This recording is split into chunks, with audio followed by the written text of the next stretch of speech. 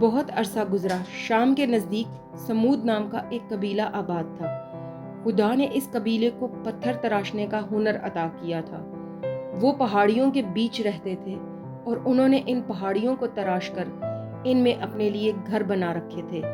یہ گھر پختہ تھے، انہیں طوفانوں، آندھیوں اور سردی گرمی جیسے دیگر نامواقف قدرتی عوامل سے محفوظ رکھتے تھے۔ سمودی اپنے گھروں پر فخر کرتے تھے۔ خدا نے انہیں بے پناہ دولت عطا کی تھی اور وہ تعداد میں کثیر تھے۔ ان رحمتوں کا شکر بجا لانے کے بجائے وہ بت پرستی میں جٹ گئے۔ انہوں نے پتھر کے بہت سارے بت تراش رکھے تھے اور ان کی پوجا شروع کی۔ انہیں دوبارہ سیدھے راستے پر لانے کے لیے اللہ نے حضرت صالح علیہ السلام کو اپنا پیغمبر بنا کر ان کے درمیان بھیجا۔ حضرت صالح علیہ السلام نے اپنی نبوت کا اعلان کیا اور لوگوں سے کہا کہ وہ بتوں کی پوجا چھوڑ دیں، اور انہوں نے اس پر انکار کیا۔ انہوں نے کہا کہ حضرت صالح علیہ السلام کوئی معجزہ کر کے دکھائیں تاکہ وہ ان کے دعوے کی صداقت کی آزمائش کر سکے۔ مزید واضح الفاظ میں انہوں نے کہا کہ آپ علیہ السلام ایک پتھر سے اونٹنی پیدا کریں۔ ان کے مطالبے کے مطابق اونٹنی کی پیشانی سیاہ اور بال سفید ہونے چاہیے اور وہ پیدا ہوتے ہی ایک بچے کو جنم دے۔ انہوں نے کہا کہ اگر حضرت صالح علیہ السلام یہ معجزہ کر کے دکھاتے ہیں تو وہ ان کے دین پر ایمان لے آئیں گے۔ اللہ تبارک و تعالیٰ نے حضرت صالح علیہ السلام کو حکم دیا کہ وہ سمود سے عہد لے لیں کہ وہ اس اونٹنی کو کبھی ضرر نہیں پہنچائیں گے۔ حضرت صالح علیہ السلام کے کہنے پر سمود نے یہ عہد لیا۔ حضرت صالح علیہ السلام نے اللہ سے دعا کی اور یکایک پتھر شق ہوا اور ایک اونٹنی نمودار ہوئی۔ یہ سمود کے بیان کردہ حلیے کے عین مطابق تھی۔ اس نے فوراً ہی ایک بچے کو جنم دیا جو جننے میں ماں کے برابر تھا۔ پھر ماں اور بچہ نزدیکی جنگل میں چرنے لگے۔ اس معجزے کو دیکھنے کے بعد بھی زیادہ تر سمودیوں نے ایمان لانے سے انکار کر دیا۔ انہوں نے کہا کہ حضرت صالح علیہ السلام نے یہ سب کسی جادو سے کیا ہے، تاہم ان کے سردار نے حضرت صالح علیہ السلام کا دین قبول کر لیا۔ اونٹنی وہاں رہنے لگی۔ سمودی نزدیک واقع ایک قدرتی چشمے سے پانی لیا کرتے تھے۔ اونٹنی جب بھی وہاں پانی پینے آتی تو چشمے کا سارا پانی پی جاتی، جو بعد ازاں خدا کی رحمت سے دوبارہ بھر جاتا، لیکن بدلے میں وہ جتنا پانی پیتی اتنا ہی دودھ دیتی۔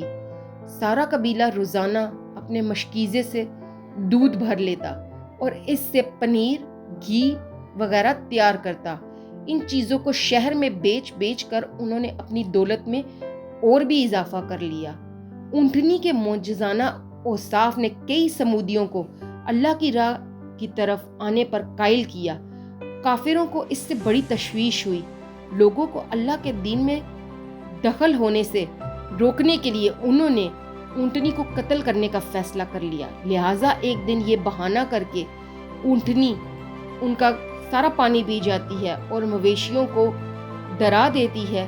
کافروں نے اس پر حملہ کیا اور بالآخر اسے مار ڈالا۔ اس کے بچے نے یہ سب دیکھا اور گریہ زاری کرنے لگا۔ اچانک جس پتھر سے اونٹنی پیدا ہوئی تھی وہ پھر سے شق ہوا اور وہ بچہ اس پہاڑی کے اندر واپس چلا گیا اور باہر سے پتھر ویسے ہی بند ہو گیا۔ حضرت صالح علیہ السلام نے کافروں سے کہا کہ انہوں نے خدا کے بھیجے ہوئے ایک بابرکت جانور کے خون سے اپنے ہاتھوں کو رنگ لیا ہے اور انہوں نے اپنے عہد کو توڑ ڈالا ہے۔ اب 3 دن بعد اللہ کا قہر نازل ہوگا اور سب کے سب ہلاک ہو جائیں گے۔ پہلے روز سب کے چہرے زرد ہوں گے، دوسرے روز سرخ ہو جائیں گے اور تیسرے روز سیاہ پڑیں گے اور آخر میں سب ہلاک ہو جائیں گے۔ کافروں نے پہلے ان کی بات پر یقین نہ کیا، لیکن پہلا دن طلوع ہوا اور ان کے چہرے زرد پڑ گئے۔ حضرت صالح علیہ السلام کے الفاظ کی صداقت ثابت کرنے کو یہی کافی تھا۔ شدید خوف و ہراس کے اس عالم میں انہوں نے مزید 2 دن انتظار میں کاٹے جیسا کہ وعدہ کیا گیا تھا۔ ان کے چہرے پہلے سرخ پڑے اور پھر سیاہ ہو گئے۔ انہوں نے آہوزاری شروع کر دی، مگر اب اس کا کوئی فائدہ نہ تھا۔ اللہ کے حکم پر حضرت جبرائیل علیہ السلام نازل ہوئے۔ انہوں نے اپنے ساتھ ایک تباہ کن زلزلہ لایا۔ سمود کے بڑے بڑے اور مضبوط گھر، جنہوں نے انہیں قدرتی آفات سے محفوظ رکھا تھا، ان کے سروں پر منہدم ہو گئے اور وہ ملبے تلے دب کر ہمیشہ کے لیے نگاہوں سے اوجھل ہو گئے۔ صرف حضرت صالح علیہ السلام اور ان کے پیروکار زندہ بچ گئے۔ اللہ تعالیٰ نے سمود کو ہر شے عطا کی تھی۔ ان کے پاس دولت تھی، قدرتی وسائل تھے اور انہیں گراں قدر ہنر عطا ہوئے تھے اور انہیں تعداد کی قوت بھی خدا نے بخشی تھی، لیکن وہ بھول گئے تھے کہ ان کا حقیقی پالن ہار کون ہے اور راہ گم کر بیٹھے۔